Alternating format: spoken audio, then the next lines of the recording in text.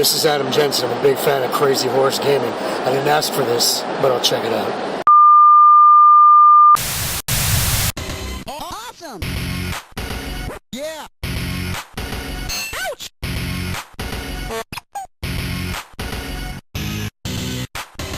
Yeah!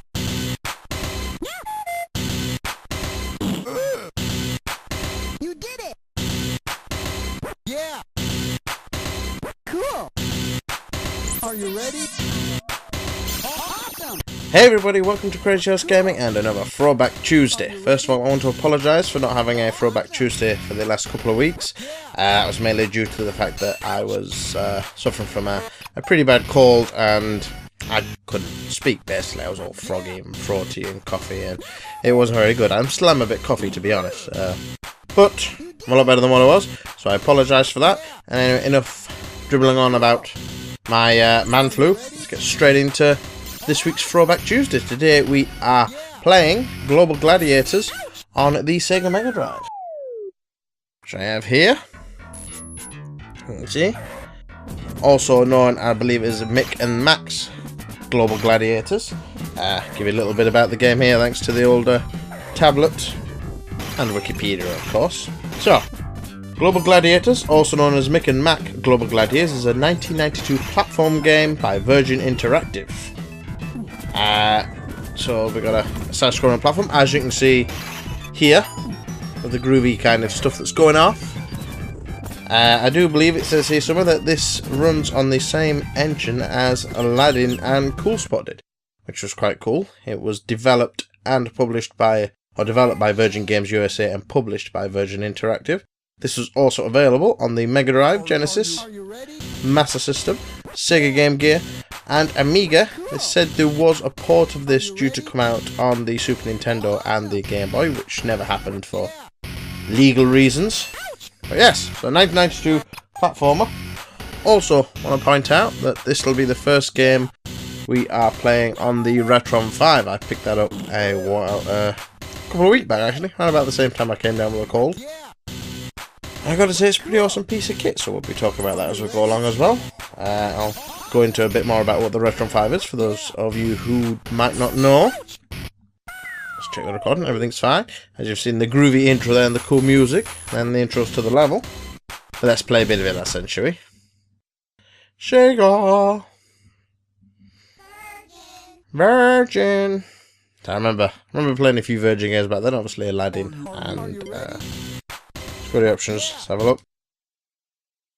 Players Mick, music's on, sound effects are on, sound tests, practice bonus game, nah.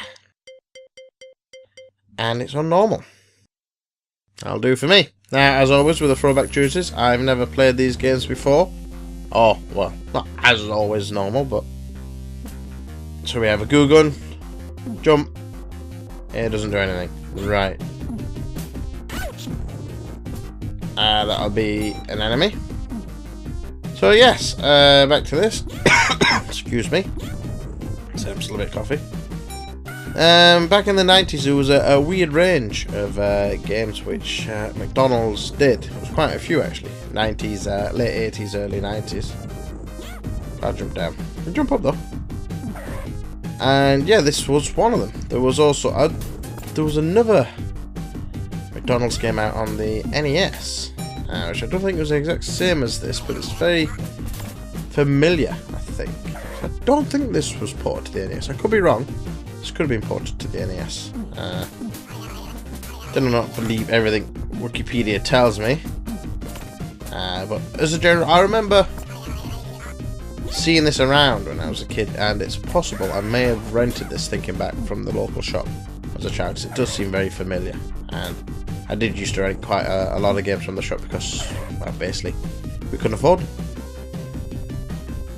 Even now, games are just as expensive back then as they were now for people, and not everyone can afford them, and you jog on. I'm assuming I can destroy that? Yes. So yeah, I said there was a weird thing with McDonald's where they did do like a few video games. And they did tend to revolve around things like the environment and stuff like that. It was quite weird. Mainly because you don't see them do anything like that more.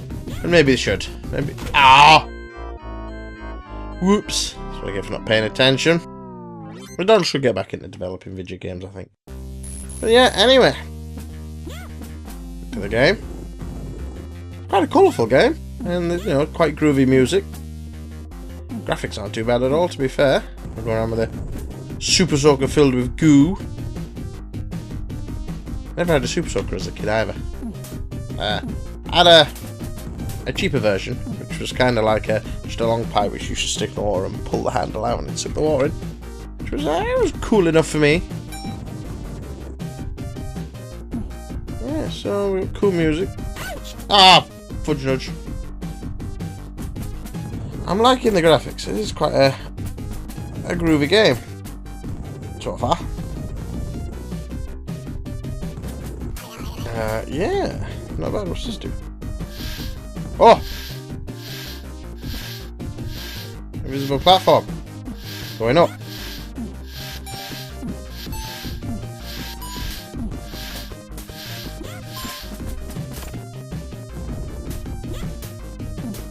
Wow, that's pretty cool. I went all quiet then. Just the shock of seeing invisible platforms. Quite special. Oh, they sink. That's not something you see every day, to be fair, is it? That's quite cool. I like that.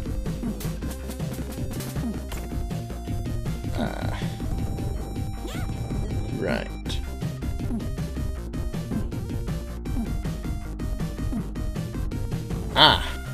So... Can I jump on that? Yes, I can jump, right. Make hard work of everything. As always, on a Throwback Tuesday. Anyway, how are you guys? I hope you're all doing well. And, now firmly back into the old rigmarole of things. Now we're in February. Well, Valentine's Day is coming up, so I hope you all got something nice planned for that. I hope you've been getting plenty of good gaming in. Some new titles finally coming out for the Xbox One and PS4, which I'm quite looking forward to. Well, there's a few coming out. I'm really looking forward to one, to be honest, and that's The Order 1886 on the PS4, which I will probably be picking up.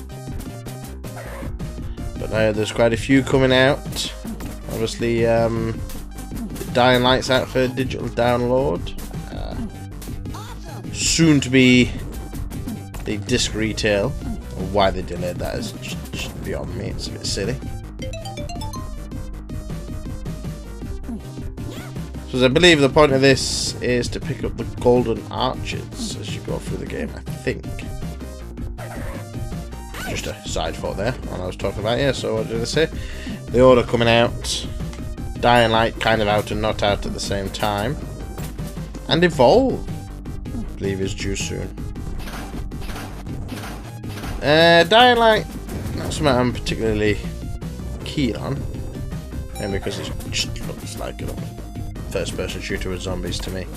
Although the graphics look nice, it really doesn't have that much appeal.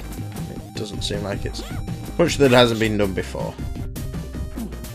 And I've currently also been playing Star Trek Online, doing the 5th invisible platforms 5th anniversary stuff, which I'm quite enjoying, mainly because I get a new ship. Ooh.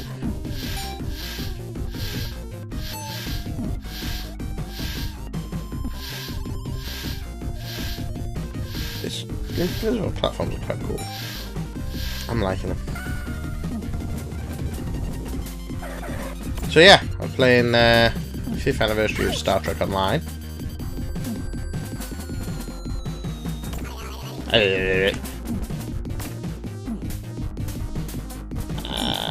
Oh, sorry, Star Trek Online with the 5th anniversary celebration I've been playing. Should get that.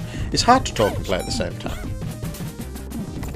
Especially for me, when I'm playing these games, which I've played in ages or sometimes not at all.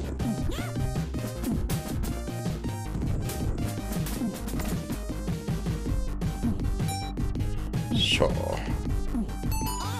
Awesome. We've got 33. Yeah. What have you guys been playing? Anything exciting? Anything retro? Cool to hear what you guys are up to game-wise.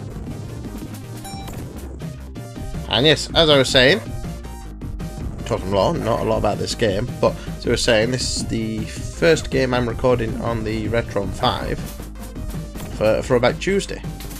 A couple of test goes on the Retron, obviously, when I first got it, with varying degrees of success, using the original controller that comes with the Retron 5, which is a nice controller. Well, I like anyway. It's wireless, so it's quite cool. Problem being is it uses resistor switches on the D-pad, which, as nice as they feel and as cool as they are when you're using them, when you're recording, it's not nice because all you can hear is this, and it just doesn't go well. The recording picks everything up and nah. But yeah, so for those of you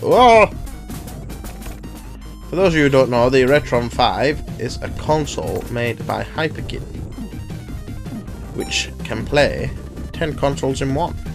It's quite groovy. It will play, let's roll off the list here, Sega Megadrive, Sega Genesis, Famicom, NES, Super Famicom, Super NES, Game Boy Advance, Game Boy games, Game Boy Color games. It will also play Sega Master System games if you have the power-based converter, which I do, so I can do that. So it saves a fair bit of console space, but also it automatically upscales all your games you play to 720p. It runs through the HDMI slot, so it makes recording a lot easier as well, because I can just plug it into the HD recorder I have, and I have no idea how I'm doing health. Oh, that's health-wise. Well, not too great. I'm going to guess they're continue points. So yes, it plays all them. All that good stuff.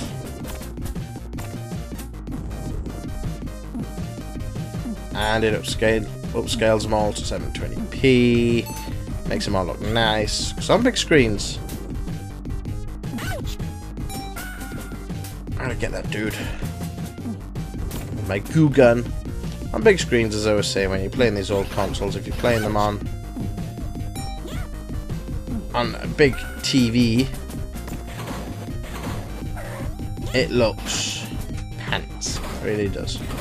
So to be able to play on a big TV on these old games and have it look nice and crisp and stuff, it's pretty cool. It also adds a few new features as well, like you can put scan lines in, change visual filters, you know, usual stuff like that, so you can make it feel more authentic and what have you, or have a preferred look. Also a nifty feature, there's a SD card slot in the back of it, which enables you to download firmware updates for it, so you can't download ROMs or you're not meant to. I imagine there are people out there who have hacked it to do such things. I haven't. But one of the things you can do, which I thought was pretty cool, is you can download patches for your games. I'm timed. I should have paid attention to that, shouldn't I? Go! 8 minutes. Wow. So we've been running for around about 10 minutes now, 15, maybe 10. Run! So as I said, certain games, you can download patches for the games if the patch is out there, which comes in handy. Hello, Mucky D man, Ronald McDonald, looking creepy as hell. I see. As I was saying, because it's region free, you can play all sorts of groovy. No slime is good slime, as they often say. As they often say in gladiatorial circles. Really? You say so. Anyway. So because it's region free, so you can play Megadrive, American, European. So we've got the same enemies.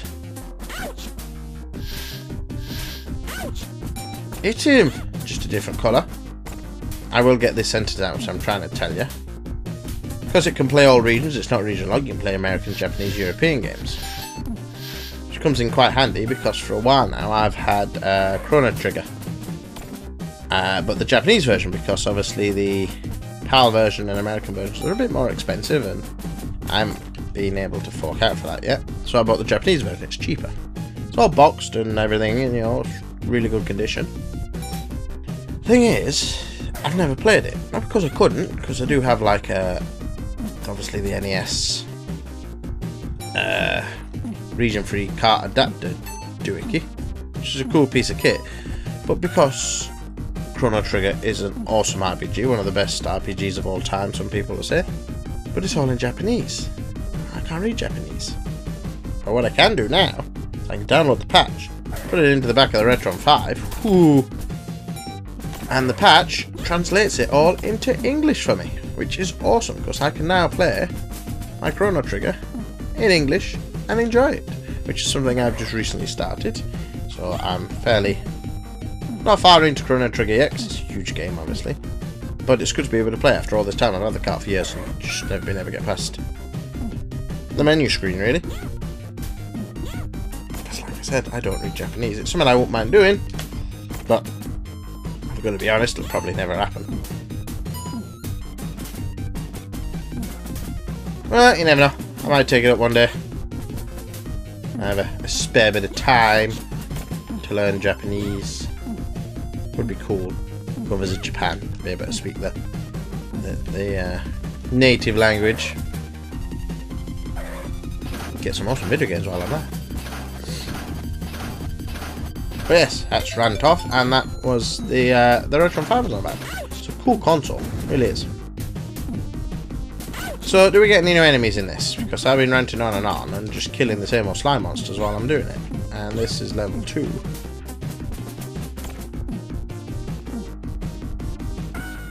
I wonder if that's invisible walls. Yes. Ah! Scared me, I've got to get all the way back now. Done these completely the wrong way, like a tool. Keep getting high pitched. Get that life. Never mind. Let's go. Keep falling. Playing as Mac. Come on, Mac. Like I said, decent music, but a bit repetitive so far. Same tune over and over again. Same enemies over and over again.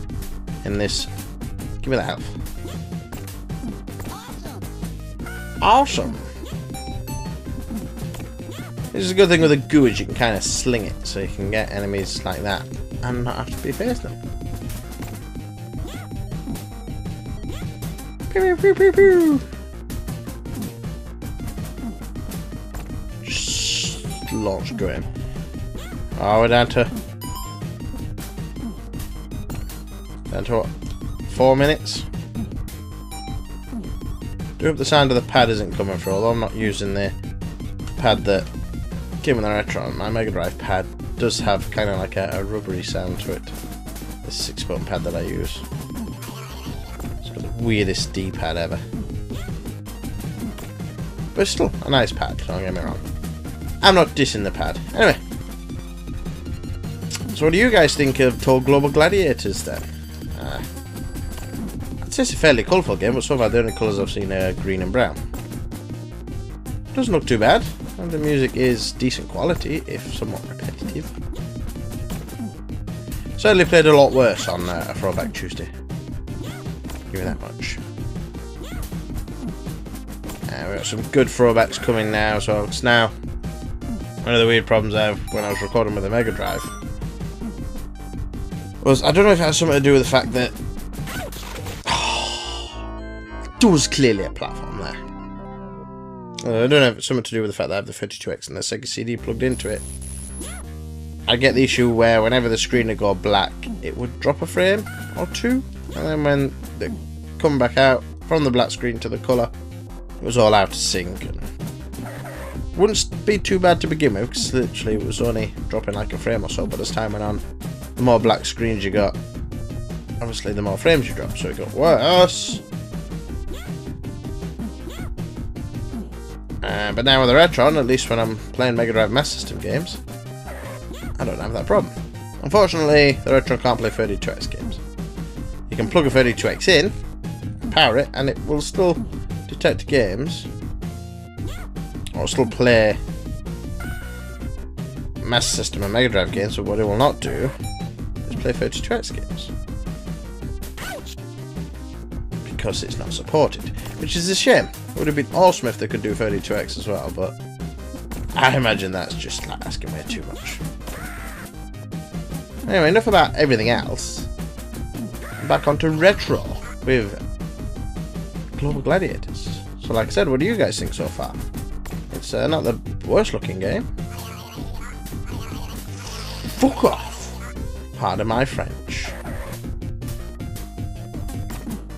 The enemies aren't too hard to kill either, to be fair. Just one shot, one kill. Quite generous with the health. I like that little jump back you get when it fires. A little back kick there. Excuse me, I imagine it can be quite annoying if you're on the edge of a platform and you're not paying attention.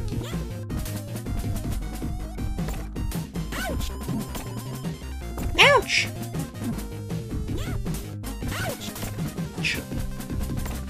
Dude's almost dead. Can we get that guy? Yeah, if it's spurred up a bit.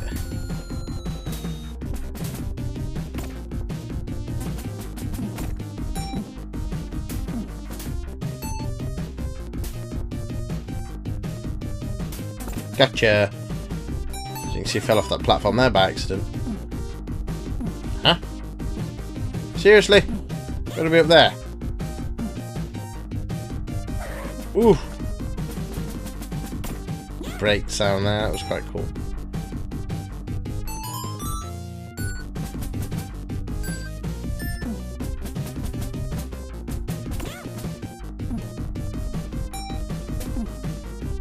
Right, oh. Clearly have to go up, I'm guessing.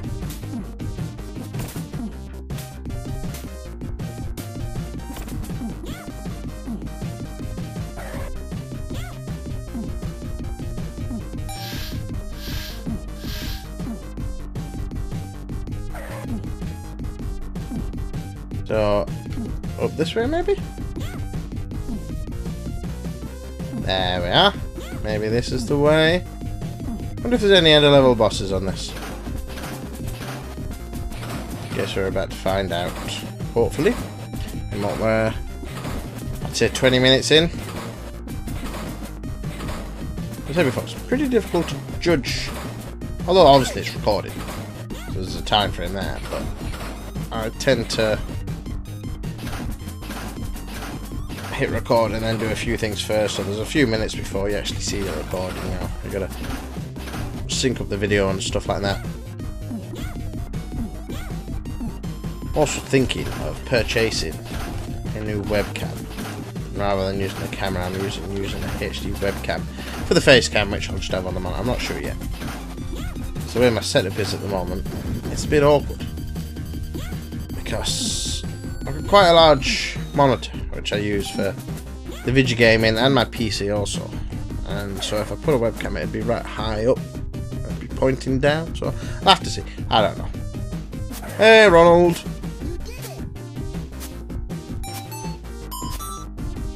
Pick a lot of creepy M's up.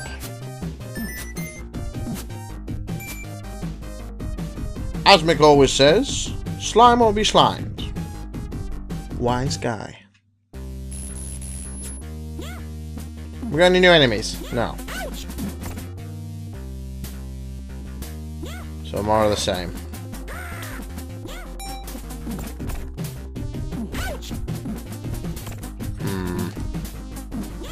I don't know. What do I do? Do I continue? What do I call it? Because it's pretty much more of the same so far.